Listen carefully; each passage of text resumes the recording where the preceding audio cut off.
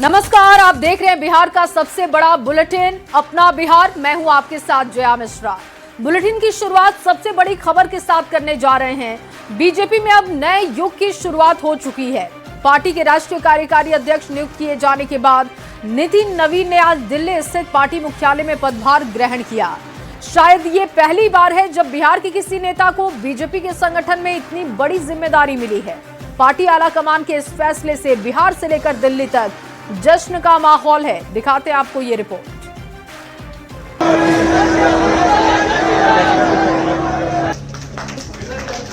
और इसी के साथ देश ही नहीं, दुनिया की सबसे बड़ी पार्टी भारतीय जनता पार्टी में नए युग की शुरुआत हो गई। पार्टी के राष्ट्रीय कार्यकारी अध्यक्ष नियुक्त हुए नितिन नवीन ने दिल्ली के पार्टी मुख्यालय में पदभार ग्रहण किया। उनके स्वागत में बीजेपी के तमाम बड़े चेहरे नजर आए। पार्टी के मौजूदा राष्ट्रीय अध्यक्ष जेपी नड्डा और केंद्रीय गृह मंत्री अमित शाह उन्हें कुर्सी तक ले गए। तमाम बड़े लोग और हजारों कार्यकर्ताओं की मौजूदगी में दिल्ली के दीनदयाल उपाध्याय मार्ग स्थित पार्टी हेडक्वार्टर की रौनक देखने लायक थी। सफल संगठनकर्ता आज पार्टी के राष्ट्रीय कार्यकारी अध्यक्ष हैं। ये भाजपा में ही हो सकता है, बाकी जगह नहीं हो सकता है, जो खानदान बेस्ड है। और वो मेरी कंस्टिट्यूंसी से आते हैं, पटना साहिब। मैं उन्हीं के विधानसभा में वोटर भी हूँ। बेहद ही सरल, सहज और सुलभ व्यक्तित्व के धनी नितिन नवीन पटना के बांकीपुर सीट से 5 बार के विधायक हैं और बिहार सरकार में पथ निर्माण मंत्री की जिम्मेदारी संभाल रहे हैं। यही नहीं, पार्टी में संगठन के हर स्तर पर काम किया है। युवा मोर्चा, राज्य सरकार और राष्ट्रीय संगठन तक का सफर तय किया। पार्टी में उन्हें एक अनुशासनात्मक ऑर्गेनाइजर, स्ट्रॉन्ग स्ट्रेटेजिस्ट माना जाता है। बांकीपुर सीट से लगातार 5 बार विधानसभा चुनाव जीते हैं। वैसे तो नितिन नवीन को राजनीति विरासत में मिली। पिता नवीन किशोर सिन्हा की गिनती बीजेपी के वरिष्ठ नेताओं में होती थी। पटना वेस्ट सीट से पिता 3 बार विधायक रह चुके थे। अचानक पिता के निधन के बाद 2006 में नितिन नवीन ने विधानसभा का चुनाव लड़ा और तब से लेकर अब तक लगातार 5 बार चुनाव जीतते रहे। राजनीति की शुरुआत भारतीय जनता पार्टी युवा मोर्चा से की। बीजेवाईएम के राष्ट्रीय महामंत्री और बिहार प्रदेश अध्यक्ष के तौर पर काम किया। यही नहीं, अलग अलग राज्यों में प्रभारी की भूमिका भी नितिन नवीन ने खुद को साबित किया। संगठनात्मक स्तर पर बीजेपी ने बड़ा और बेहद अहम फैसला उनकी संगठन क्षमता और चुनावी रणनीति, प्रशासनिक अनुभव और जमीनी पकड़ को ध्यान में रखते हुए लिया है। बीजेपी के अंदर यह नियुक्ति आने वाले लोकसभा और विधानसभा चुनावों के लिहाज से बेहद अहम मानी जा रही है। अब नितिन नवीन की भूमिका केवल बिहार या किसी एक राज्य तक सीमित नहीं रहेगी, बल्कि वे देश भर में संगठनात्मक फैसले, चुनावी तालमेल और रणनीति में निर्णायक भूमिका निभाएंगे। पार्टी नेतृत्व को भरोसा है कि नितिन नवीन की राजनीतिक समझ, प्रशासनिक अनुभव और रणनीतिक सोच बीजेपी को आने वाले चुनावों में और मजबूती देगी। न्यूज़ 18 के लिए दिल्ली से अमितेश सिंह और पटना से अमित कुमार के साथ ब्यूरो रिपोर्ट। और चलिए अब आपको दिल्ली से बड़ी खबर बता दें। बीजेपी के वरिष्ठ नेता मुरली मनोहर जोशी के आवास पर पहुंचे नितिन नवीन। ये जानकारी आ रही है सामने। वरिष्ठ नेताओं से मिल रहे हैं नितिन नवीन, उनका आशीर्वाद लेने के लिए पहुंचे। जानकारी मिल रही है कि मुरली मनोहर जोशी से मुलाकात करने के लिए उनके आवास पर पहुंचे। आवास पर पहुंचकर मुलाकात की, बातचीत की, उनका आशीर्वाद लिया। तो दिल्ली में नितिन नवीन है, वरिष्ठ नेताओं से लगातार वो मिल रहे हैं। बिहार की राजनीति में बड़े बड़े बदलाव देखने को मिल रहे हैं। बीजेपी के राष्ट्रीय नेतृत्व ने दरभंगा से विधायक संजय सरावगी को तत्काल प्रभाव से बिहार बीजेपी का नया प्रदेश अध्यक्ष नियुक्त कर दिया है। प्रदेश अध्यक्ष बनाए जाने पर संजय सरावगी ने केंद्रीय नेतृत्व को धन्यवाद दिया। दिखाते हैं आपको ये रिपोर्ट। अभी बीजेपी कार्यकर्ता नितिन नवीन को पार्टी का नया राष्ट्रीय कार्यकारी अध्यक्ष बनाने का जश्न ही मना रहे थे। राजनीतिक समीक्षक और बाकी पार्टियों के नेता ये समझने में लगे थे कि बीजेपी के शीर्ष नेतृत्व ने नितिन नवीन को पार्टी की कमान क्यों सौंपी। इसी बीच बीजेपी ने एक और बड़ा बदलाव कर दिया। बिहार बीजेपी को नया अध्यक्ष दे दिया। केंद्रीय नेतृत्व ने बिहार बीजेपी की कमान संजय सरावगी को सौंपी है। संजय सरावगी दरभंगा शहरी सीट से विधायक हैं, जिन्हें बिहार बीजेपी का नया अध्यक्ष बनाया गया है। संजय सरावगी मिथिलांचल में पार्टी का चर्चित और पुराना चेहरा माने जाते हैं। छात्र जीवन में अखिल भारतीय विद्यार्थी परिषद से राजनीति की शुरुआत करने वाले संजय को काफी अनुभवी नेता माना जाता है। नितिन नवीन की तरह इन्होंने भी भारतीय जनता पार्टी युवा मोर्चा में काफी अच्छा काम संगठन के लिए किया है। 2005 से लेकर 2025 तक लगातार 5 बार संजय सरावगी दरभंगा सीट से बीजेपी के विधायक रहे हैं। सरावगी अब दिलीप जायसवाल की जगह लेंगे। संजय सरावगी भी दिलीप जायसवाल की तरह वैश्य समुदाय से ही आते हैं, जो बीजेपी का कोर वोटर है। करके दिखाती है मुझे इतना बड़ा दायित्व पार्टी ने सौंपा है। हम लोग ईमानदारी पूर्वक पार्टी को और मजबूत कैसे किया जाए और सरकार से कैसे समन्वय बनाकर कैसे पार्टी आगे बढ़े, इसके लिए प्रयास करें। बीजेपी के मौजूदा प्रदेश अध्यक्ष दिलीप जायसवाल को नई एनडीए सरकार में मंत्री बनाया गया था, लेकिन संजय सरावगी को नीतीश कैबिनेट में दोबारा रिपीट नहीं किया गया था। उसी समय से ये चर्चा थी कि संजय को प्रदेश में कोई बड़ी जिम्मेदारी दी जा सकती है। ये डबल डोज है, एक डोज कल मिला था, आज दूसरा डोज है, बूस्टर डोज मिला है। बिहार मजबूती के साथ जिस तरह मोदी जी और नीतीश जी के साथ खड़ा रहा है, बिहार में अब संगठन का काम संजय सरावगी ही देखेंगे, ये ऐलान हो गया है। सरावगी अब बिहार बीजेपी के नए बॉस बन गए हैं। पार्टी नेताओं ने उम्मीद जताई है कि उनके अध्यक्ष बनने से राज्य में संगठन और मजबूत होगा। न्यूज़ 18 के लिए पटना से शैलेंद्र कुमार के साथ ब्यूरो रिपोर्ट।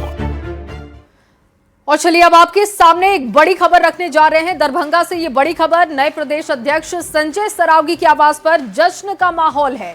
बीजेपी कार्यकर्ताओं ने रंग गुलाल उड़ाकर एक दूसरे को बधाई दी है, लड्डू खिलाकर बधाई दी गई, साथ में जमकर पटाखे फोड़े गए। बीजेपी नेतृत्व को कार्यकर्ताओं ने धन्यवाद दिया। 8 बजे तक बीजेपी प्रदेश अध्यक्ष पहुंचेंगे दरभंगा, इस बात की जानकारी है। दरभंगा पहुंचते ही श्यामा माई मंदिर में पूजा अर्चना करेंगे। उनका कार्यक्रम सामने आ रहा है कि सबसे पहले माता के मंदिर पहुंचेंगे। और वहीं बिहार के गृह मंत्री सम्राट चौधरी ने माफियाओं को सख्त चेतावनी दी है। सम्राट ने कहा कि सड़कों की सफाई के बाद अब माफियाओं के घर पर बुलडोजर चलेगा। बिहार में माफियाओं की अब खैर नहीं। सम्राट के बयान पर कैसे सियासत गरमाई है, दिखाते हैं आपको इस खास रिपोर्ट में। और किसी माफिया ने कोई सरकारी जमीन को अतिक्रमण किया है, आप आवेदन दीजिए, 24 घंटे में उसको ध्वस्त कर देंगे। बिहार के गृह मंत्री सम्राट चौधरी ने एक बार फिर माफियाओं को खुली चुनौती दे दी है। गया जी में सम्राट चौधरी जमकर गरजे। सम्राट चौधरी ने साफ साफ कह दिया कि अभी हमने सफाई अभियान शुरू किया है, अब माफियाओं के घर पर भी बुलडोजर चलेंगे। कोई भी अगर सरकारी जमीन पर कब्जा करता है तो 24 घंटे में उसका मकान ध्वस्त होगा। सफाई चल रहा है ना, आगे भी सफाई करूंगा सर। अभी तो रोड का सफाई हो रहा है। और यदि आपको लगता हो किसी अपराधी ने और किसी माफिया ने कोई सरकारी जमीन को अतिक्रमण किया है, आप आवेदन दीजिए, 24 घंटे में उसको ध्वस्त कर देंगे, कोई बचा नहीं सकता। सम्राट ने गया जी की धरती से बहु बेटियों को छेड़ने वाले शोहदों को भी सख्त चेतावनी दी। बिहार के गृह मंत्री ने कहा कि अगर बहु बेटियों पर बुरी नजर डाले तो उसकी जगह सलाखों के पीछे होगी।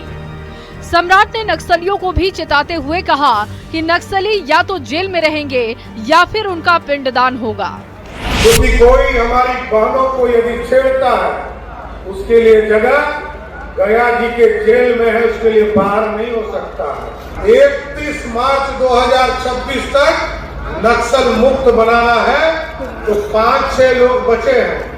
अगले 3 महीने में उन तमाम नक्सली को या तो जेल के अंदर पहुंचा दूंगा और नहीं तो पिंड का स्थान तय है वहां भी पहुंचाने का काम। सम्राट चौधरी ने माफियाओं को खुली चेतावनी दी है। माफियाओं के घर पर बुलडोजर चलाने वाले बयान पर सियासत गर्मा गई है। एनडीए ने बयान का समर्थन किया तो विपक्ष ने सरकार की मंशा पर सवाल उठाए। बयान देने से कुछ नहीं होगा जब तक कि आप एक्शन नहीं दिखाइए, और आप एक्शन नहीं दिखा पा सकते हैं क्योंकि सत्ता के जो नजदीक हैं वही अपराधियों को संरक्षित कर रहे हैं। सम्राट चौधरी जी के इन तरह के बयानों से एक बात तो बहुत साफ हो जा रही है कि वो मान के चल रहे हैं कि इससे पहले बिहार में गुंडों का राज था, माफिया का राज था, चौक चौराहों पर शोहदे खड़े होकर छेड़खानी करते थे। सच्चाई भी है। माननीय सम्राट चौधरी जी का यह कथन कि माफिया को चैन से नहीं रहने देंगे, कौन माफिया है? वह माफिया है जो आर्थिक माफिया है, इसने गलत तरीके से संपत्ति अर्जित की है। बिहार के गृह मंत्री श्री सम्राट चौधरी जी ने बिहार को अपराध मुक्त करने के दिशा में, बहन बेटियों को सुरक्षा प्रदान करने के दिशा में कोई समझौता नहीं करेंगे कि बिहार में सुशासन स्थापित होकर के रहेगा। गृह मंत्री की जिम्मेदारी संभालने के बाद सम्राट चौधरी एक्शन मोड में हैं। बिहार में लगातार अपराधियों का एनकाउंटर हो रहा है, कानून तोड़ने वालों पर करारा प्रहार किया जा रहा है, भ्रष्ट अधिकारियों और माफियाओं पर शिकंजा कस गया है। महिलाओं की सुरक्षा के लिए अभया ब्रिगेड बनाया गया। अब सम्राट ने एक बार फिर माफियाओं को खुली चुनौती देकर ये साफ कर दिया कि बिहार में अब गुंडा राज और माफिया राज की कोई जगह नहीं। माफिया और अपराधी अब बचेंगे नहीं। न्यूज़ 18 के लिए गया जी से एलन लिली की रिपोर्ट। और देखिए, केंद्रीय मंत्री गिरिराज सिंह का दावा है कि बिहार में गरीबों का बड़े पैमाने पर धर्मांतरण हो रहा है। बिहार में हालात केरल जैसे हैं। गिरिराज के बयान पर सियासत गर्मा गई है, लेकिन बड़ा सवाल है कि बिहार में एनडीए की सरकार है, फिर धर्मांतरण के खिलाफ कोई बड़ा एक्शन क्यों नहीं लिया जा रहा है? देखते हैं ये रिपोर्ट। जिस कदर से केवल बेगूसराय में ही नहीं पूरे बिहार में गरीब को धर्म परिवर्तन कराया जा रहा है और धीरे धीरे ये केरल की स्थिति बनते जा रहा है। बिहार में धर्मांतरण को लेकर गिरिराज सिंह गंभीर चिंता जता रहे हैं। गिरिराज सिंह का कहना है कि बिहार में बड़े पैमाने पर धर्म परिवर्तन किया जा रहा है। बिहार में स्थिति केरल वाली हो गई है। धर्म परिवर्तन पर कड़ा कानून बनना चाहिए। राज्य सरकार से कि एक धर्म परिवर्तन होकर एक कड़ा कानून बनना चाहिए, जिस कदर से केवल बेगूसराय में ही नहीं पूरे बिहार में गरीब को धर्म परिवर्तन कराया जा रहा है और धीरे धीरे ये केरल की स्थिति बनते जा रहा है। केंद्रीय मंत्री गिरिराज सिंह के इस बयान पर सियासी घमासान छिड़ गया है। एनडीए नेता जहां गिरिराज सिंह के बयान को आशंका बता रहे हैं, तो विपक्ष के नेता ने बयान के बहाने बिहार की सरकार पर निशाना साधा। पिछले 20 वर्षों से बिहार में एनडीए की सरकार चल रही है और आप जिस तरह की बातें कर रहे हैं उससे कहीं न कहीं सवाल आप अपनी सरकार पर ही खड़ा कर रहे हैं। बिहार के मुखिया आदरणीय नीतीश कुमार जी, और नीतीश कुमार जी का मतलब कानून का राज, जबरदस्ती धर्म परिवर्तन का मामला अगर सामने आएगा तो निश्चित ही कानून के तहत कार्रवाई होगी। दरअसल समझिए ना कि बिहार में धर्म परिवर्तन हो रहा है गरीबों का, तो बिहार में किसकी सरकार है भाई? इसको रोकने की जिम्मेदारी किसकी है? केंद्रीय मंत्री श्री गिरिराज सिंह जी ने बिल्कुल सही चिंता जताई है। हम बिहार सरकार से मांग करते हैं कि धर्म परिवर्तन के खिलाफ सख्त कानून बनाकर कड़ी कार्रवाई करे।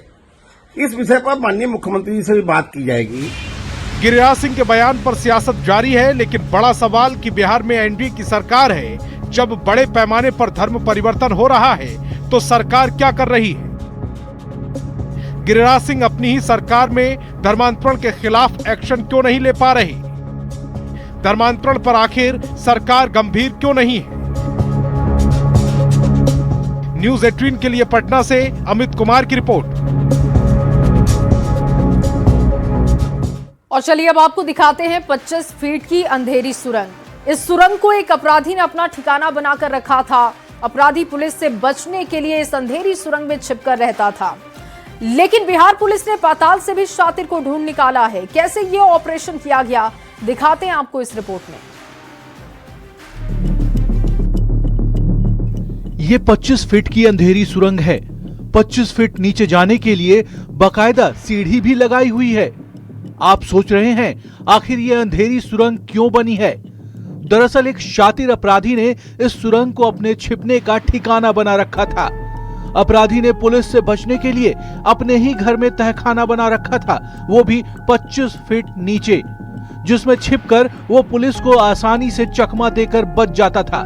लेकिन बेगूसराय की तेघड़ा थाना पुलिस को इसकी भनक लग गई। फिर क्या था, पुलिस ने घर की गहन छानबीन की और उस अंधेरे तहखाने का पता चल गया। पुलिस ने जब तहखाने का ढक्कन हटाकर देखा तो आंखें फटी की फटी रह गई। शातिर अपराधी ने तहखाने में जाने के लिए सीढ़ी भी लगा रखी थी। आरोपी त्रिपुरारी कुमार पीडीएस दुकानदार दिवंगत गोपाल प्रसाद का बेटा है, जिस पर 36 लाख के सरकारी अनाज के गबन का आरोप है। गेट पहले से दरवाजा बंद था। पुलिस जब दरवाजे को खुलवाई तो उनके घर वाले खोले और सर्च किया गया तो नहीं दिख रहा था। फिर पुलिस बारीकी से जब निरीक्षण किया गया तो एक जगह जो है कवर किया हुआ था एक पटरी से, तो उसको उठाया गया तो देखा गया कि वो टॉयलेट के अंदर सीढ़ी लगा के अंदर छुपे हुए थे, वहां से उनको। बिहार में पुलिस अब अपराधियों को पाताल से भी खोज कर निकाल रही है। अब अपराधी पुलिस से बचने की कितनी भी कोशिश कर लें, पुलिस उन्हें ढूंढ लेगी। ये तस्वीरें इस बात की बानगी है कि कैसे पुलिस ने अपराधी को पाताल से निकाल लिया। न्यूज़ 18 के लिए बेगूसराय से संतोष कुमार की रिपोर्ट। और चलिए आगे बढ़ते हुए आपके सामने बड़ी खबर रखे। सासाराम से ये बड़ी जानकारी मिल रही है। आपसी रंजिश में दो पक्षों में जमकर मारपीट हो गई। मारपीट में कई लोग घायल हो गए। फायरिंग का वीडियो वायरल हो रहा है। हालांकि पुलिस ने फायरिंग से इनकार कर दिया है। पुलिस ने 6 लोगों को गिरफ्तार किया। नगर थाना के सहजलाल पीर की ये घटना बताई जा रही है। न्यूज़ 18 वायरल वीडियो की पुष्टि नहीं करता, लेकिन ये जो वीडियो आप देख रहे हैं, ये वीडियो सोशल मीडिया पर वायरल हो रहा है, जिसमें फायरिंग की गई है। लेकिन पुलिस का कहना है कि फायरिंग नहीं हुई है। मामले में 6 लोगों को पुलिस ने गिरफ्तार किया है और 2 पक्ष आपस में भिड़े थे। किसी बात को लेकर विवाद हुआ। विवाद इतना ज्यादा बढ़ गया कि फायरिंग तक नौबत पहुंच गई। लेकिन पुलिस का कहना है कि फायरिंग नहीं हुई है। हालांकि न्यूज़ 18 इस वायरल वीडियो की पुष्टि नहीं करता। और अगली बड़ी खबर मुजफ्फरपुर से है, जहां पर सकरा थाना के नवलपुर मिश्रौलिया गांव में एक ही परिवार के 4 लोगों की मौत हो गई। वार्ड नंबर 4 में रहने वाले अमरनाथ राम ने अपनी 3 बेटियों के साथ फंदे से लटककर अपनी जान दे दी है, जबकि उसके 2 बेटे फंदे पर लटकने से पहले किसी भी तरीके से भागकर अपनी जान बचाने में कामयाब रहे। आर्थिक तंगी की वजह से आत्महत्या की आशंका जाहिर की जा रही है। ये पूरी खबर क्या है, रिपोर्ट के जरिए देखिए। बुझा हुआ चूल्हा, टूटा हुआ मकान, फूस की छत और तितर बितर सामान। ये तस्वीर है मुजफ्फरपुर के नवलपुर मिश्रौलिया वार्ड नंबर 4 में रहने वाले अमरनाथ राम की, जिसने अपनी 3 मासूम बेटियों के साथ फंदे से लटककर जान दे दी। पिछले साल पत्नी की मौत के बाद अपने 5 बच्चों के साथ अमरनाथ ईंट से बने इसी खपरैल मकान में रहता था। जैसे तैसे जीवन गुजर बसर कर रहा था, लेकिन बीते दिन अमरनाथ ने मुसीबतों के सामने घुटने टेक दिए, मुश्किलों के सामने हार बैठे।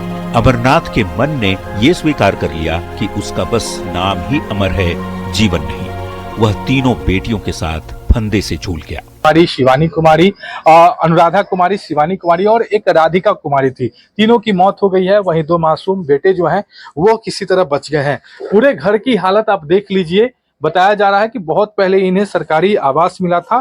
अमरनाथ को ये घर इंदिरा आवास के तहत उसे दिया गया था। घर की स्थिति इतनी दयनीय कि न तो दरवाजा लग पाया, न ही मजबूत दीवार। अमरनाथ को जानने वाले बताते हैं कि वो लंबे समय से आर्थिक तंगी से गुजर रहा था। घर में अकेला होने के कारण उसकी जिंदगी बेहद कठिन हो गई थी। पत्नी की मौत के बाद उसने 1 साल तक जिंदगी से 2-2 हाथ कर 5 बच्चों को संभाला, और जब हिम्मत ने जवाब दिया तो अमरनाथ ने मौत का रास्ता चुना और 5 बच्चों के साथ जान देने की ठान ली। पर कुदरत को कुछ और ही मंजूर था। 2 बेटे शिवम और अभिराज किसी तरह भाग निकले, मगर 3 बेटियां अनुराधा, शिवानी और राधिका पिता अमरनाथ के साथ जीवन के आखिरी सफर पर निकल पड़ी। और इसके अलावा एफएसएल को बुलाया गया था, उसमें जांच की गई है, जिसमें साड़ी से फांसी लगाई गई है। जो 2 बच्चे लड़के बचे हुए हैं उनका ध्यान लिया गया है। सकरा थाना की पुलिस मामले की तहकीकात में जुटी है। अलग अलग बिंदुओं पर मामले की जांच भी हो रही है। आर्थिक तंगी के दावे को भी सुलझाने की कोशिश हो रही है। ऐसे में देखना होगा पिता और 3 बेटियों की मौत के पीछे क्या सच्चाई निकलकर सामने आती है। मुजफ्फरपुर संवाददाता प्रियांक सौरभ के साथ ब्यूरो रिपोर्ट, न्यूज़ 18। और वहीं बिहार में शहर शहर अतिक्रमण हटाओ अभियान जारी है। अब आपको तस्वीरें दिखाने जा रहे हैं जहां पर अतिक्रमण के खिलाफ कार्रवाई हो रही है। आप ये 3 तस्वीरें देख रहे हैं जो कि रोहतास, खगड़िया, मोतिहारी की है, जहां पर अतिक्रमण के खिलाफ प्रशासन का पीला पंजा चल रहा है। इस दौरान कई घरों को ध्वस्त किया गया। खगड़िया में भी बुलडोजर एक्शन हुआ। अतिक्रमण वाली सड़क को खाली कराने का काम हुआ। वहीं मोतिहारी में भी अतिक्रमण के खिलाफ बुलडोजर ने वार किया है। हरसिद्धि बाजार में अतिक्रमणकारियों के खिलाफ बुलडोजर ने अपना कहर बरपाया है।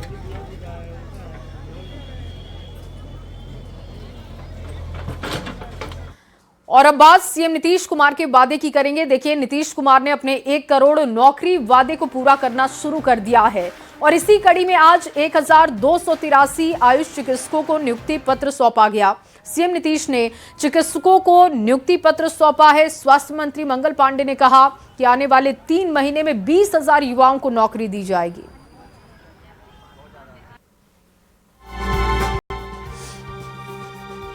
किनके हाथों मिला और कैसा लगा? मुझे तो उन्होंने सीट पे ही दिया, अच्छा लगा। और अब बड़े पैमाने पे नियुक्ति मिल रही है, युवाओं के लिए कितना महत्वपूर्ण हो जाता है? बहुत अच्छा, हमारे लिए तो बहुत ज्यादा है। घर से निकलना पहले सोचना पड़ता था, अब तो हमें दूसरे शहर में जाना पड़ेगा, तो अच्छा अनुभव रहा। चीफ मिनिस्टर के हाथों से मिला है और बहुत अच्छा रहा हम लोग का अनुभव। Thank you so much. बहुत खुशी हुई, बहुत दिनों की मेहनत आज रंग लाई है और बहुत दिनों से इंतजार था इसका, बहुत अच्छा लगा। अच्छा, मुख्यमंत्री ने कहा है कि 1 करोड़ रोजगार देंगे, युवाओं को नौकरी रोजगार देंगे, तो आपको लगता है कि बात सच होगी? देखिए आगे क्या होता है। 3 महीनों में लगभग 20,000 नियुक्तियां की जाएंगी और उसके कारण जो स्वास्थ्य सेवाएं हैं वो सुदूर क्षेत्रों में भी और बेहतर होंगी। तो आज उसी की शुरुआत माननीय मुख्यमंत्री श्री नीतीश कुमार जी के कर कमलों द्वारा हमने शुरू किया है, जिसमें 1283 आयुष चिकित्सक की नियुक्ति पत्र आज हमने वितरित किया यहाँ। और अगली खबर लखीसराय से भूमि सुधार जन कल्याण संवाद कार्यक्रम का, जहां पर आयोजन किया गया। कार्यक्रम में डिप्टी सीएम विजय कुमार सिन्हा शामिल हुए। डिप्टी सीएम विजय कुमार सिन्हा ने कहा कि एक्शन लगातार जारी है, एक्शन आगे भी चलेगा। संवाद के दौरान दाखिल खारिज, परिमार्जन, मापी और भूमि विवाद मामलों की सुनवाई हुई है। डिप्टी सीएम ने सीओ और कर्मचारी की मौजूदगी में खुद मामले की गहनता से जांच की। आवेदकों को सीओ और कर्मचारी के आमने सामने बिठाकर समाधान की बात भी हुई। कर्मचारी और पूर्व सीओ की शिकायत पर कार्रवाई के आदेश मिले। डिप्टी सीएम ने सभी फरियादियों के मामले को 15 दिन के भीतर समाधान करने के निर्देश दिए। संवाद में लोगों की शिकायत का हर प्रखंड से कुछ लोगों का रैंडम हमने उठा करके अलग अलग विषय पर आज सामने सारे पदाधिकारी, विभाग के टॉप पदाधिकारी, जिलाधिकारी, एसपी सब लोग बैठे थे और समाधान का प्रयास किए हैं। आगे फिर नए साल में बैठेंगे। और चलिए आगे बढ़ते हुए खबर पूर्णिया से आपको देते हैं, जहां चौंकाने वाली तस्वीर देखने को मिली। जहां मुफस्सिल थाना के श्रीनगर गांव में छोटे से घर में महज 15 साल का लड़का साइबर अपराध का बड़ा रैकेट चला रहा था। इस साइबर रैकेट से देश विदेश से तार जुड़े हुए बताए जा रहे हैं। पुलिस ने पिता और उसके 2 नाबालिग बच्चों को गिरफ्तार किया। मामला इतना संगीन है कि एनआईए की टीम जांच के लिए पूर्णिया पहुंच रही है। बताया जा रहा है कि दीपक मंडल का छोटा बेटा साइबर ठगी का बेताज बादशाह है। उसका कमरा हाईटेक था। कमरे में लैपटॉप, कई खाते, मोबाइल और एटीएम भी बरामद हुआ है। सूत्रों की माने तो साइबर ठग के एक अकाउंट से $90,000 बरामद हुए, जबकि दूसरे अकाउंट से 2 करोड़ 60 लाख रुपए बरामद किए गए। और इसके अलावा भी कई अन्य खाते भी हैं इनके। करोड़ों रुपए की ठगी का अब तक का ये मामला देखने को मिला। फिलहाल पुलिस ने घर को सीज किया है। जायजा लिया है पूर्णिया संवाददाता कुमार प्रवीण ने, उनकी पूरी रिपोर्ट आपको दिखाते हैं। 1.5 साल का। 1.5 साल में बहुत जल्दी। अच्छा, समाज में कैसा है इनका? कोई लेना देना है, समाज से अलग रहता है। समाज से अलग रहता है, मतलब घर में ही शादी ब्याह होता है तो आना जाना। क्या इसके बारे में क्या जानकारी थी आप लोगों को? हम लोग कोई जानकारी है, जानते थे गौवा समाज का आदमी है। हाँ। और गौवा है तो उसका घर आना जाना थोड़ी होता था। नहीं, मेरा घर वहाँ है। पूर्णिया के मुफस्सिल थाना के श्रीनगर गांव में ये छोटा सा मकान, जहां पर कि पिछले कई वर्षों से साइबर का धंधा होता था और यहां से ये मकान दीपक मंडल का है। और दीपक मंडल और उनके 2 बेटे, बताया जाता है कि पिछले कई वर्षों से साइबर ठगी का धंधा करता था और सिर्फ भारत ही नहीं बल्कि विदेशों से भी ये ठगी का काम करता था। इनके अकाउंट में 90,000 US डॉलर यानी 81 लाख रुपये और दूसरे अकाउंट में 2 करोड़ 60 लाख रुपये बरामद हुआ है। इसके अलावा यहाँ से कई चीज़ें बरामद हुई है, जिसमें लैपटॉप, कई मोबाइल, 10 से ज़्यादा ATM, इसके अलावा कई तरह की चीज़ें बरामद हुई है। NIA के इनपुट पर ये सारी छापामारी साइबर पुलिस और पूर्णिया पुलिस के अलावा पटना से आई टीम के द्वारा की गई है। फिलहाल NIA और साइबर पुलिस इसकी जांच कर रही है। और अगली खबर मधेपुरा से। कानून के नाम पर लूट का बड़ा खेल खेला जा रहा था। खुद को निगरानी विभाग का पुलिस पदाधिकारी बताकर वसूली करने वाले एक शातिर ठग को पुलिस ने गिरफ्तार कर लिया है। पुलिस ने नया बस स्टैंड मोड़ से फर्जी अफसर को गिरफ्तार किया है। विजय कुमार सिंह इसका नाम बताया जा रहा है। पकड़े जाने के बाद आरोपी ने पहले अपनी पहचान छिपाने की कोशिश की है। खुद को निगरानी विभाग का अधिकारी बता रहा था। जब पुलिस ने सख्ती दिखाई तो उसकी साजिश बेनकाब हो गई। तलाशी के दौरान उसके पास से एक फर्जी पुलिस पहचान पत्र बरामद हुआ। शाम को थानाध्यक्ष सदर को सूचना मिली कि एक व्यक्ति मधेपुरा बस स्टैंड के पास निगरानी विभाग का पुलिस पदाधिकारी बन करके अवैध वसूली कर रहा है।